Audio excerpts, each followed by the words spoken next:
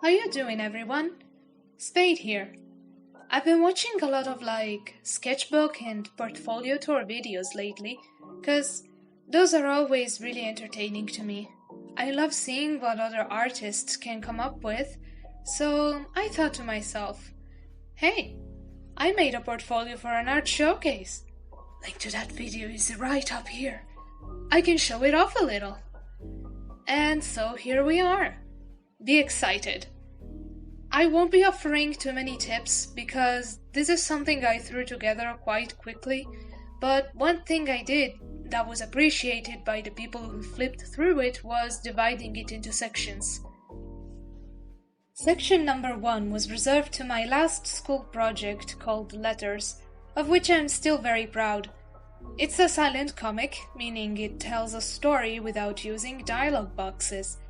This one in particular is about a postman with a luscious mustache who falls for a girl named Linda that he delivered a letter to. It's love at first sight.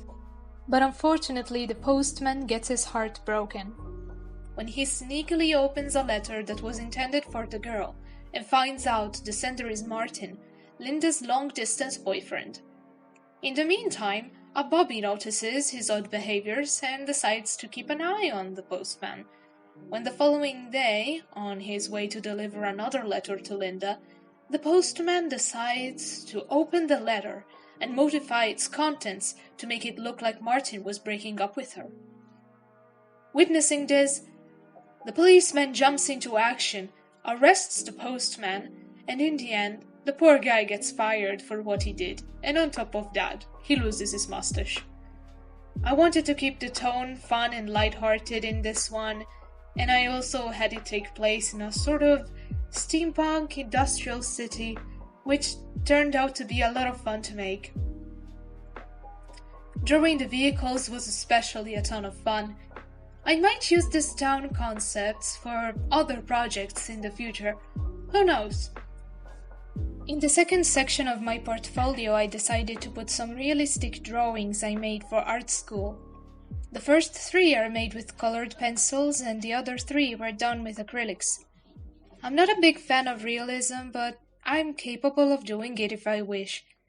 It's relaxing in a way, because once you got your sketch down, all you gotta do is treat it like a coloring book. Just chill and fill in the colors, matching them as close as you can to the original picture. I still can't see myself doing this specific kind of art, despite how much people love it. I've always been more interested in other kinds of art, like Section 3. Character design. When it comes to what I love about art, this is my bread and butter. I love creating and drawing people, creatures, and everything in between. Most of these were made for school projects. The first 2 are redesigns for the 2 main characters of the 80s movie Labyrinth. Yeah, the one with David Bowie. Once again, I chose to do things in a steampunk style. I didn't base myself much on the actors' looks, but just mostly on the personalities and vibe of the characters they were portraying. Sarah was pretty much unchanged. I just made her a little chubby because we need more chubby protagonists in media. And I turned Jareth into a humanoid, barn owl, cyborg. I don't know. I was just trying to have fun with his design. As you may have noticed, the design itself is also a little inspired by Mr. Stolas from Hell of a Boss. I used to love that show. That's my only excuse. The following 3 were made for a heaven-inspired world build, where we were tasked to create a humanoid character and 2 creatures. I decided to have an angel be my humanoid, and then I wanted to revamp the Periton, a creature that's half stag, half bird. I gave it a heavenly makeover, and now he looks like a weird Arceus, which I'm not mad about at all. The final little creature combines 2 of my favorite animals, the kiwi bird and the chinchilla. Together they make the Quilla. He looks like a marketable plushie. The other 3 designs are for a secret project that I'm working on, slowly. Just know that they're all things I saw in my dreams. The final section was destined for some personal projects and such.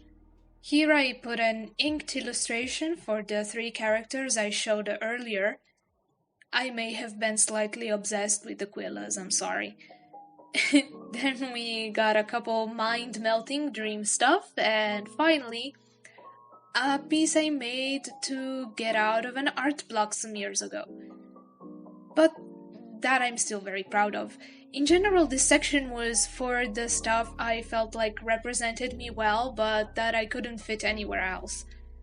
My main goal with this portfolio was showing people not only what I can do as an artist, but who I am as a person, what I love, what colors and feelings I gravitate towards when making art.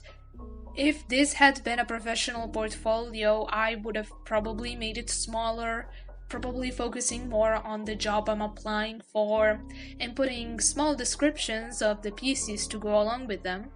But since it was a more chill event and people were there to just stop and flip through for a minute or two, I think including a wider range of things helped with standing out. I hope you enjoyed this video.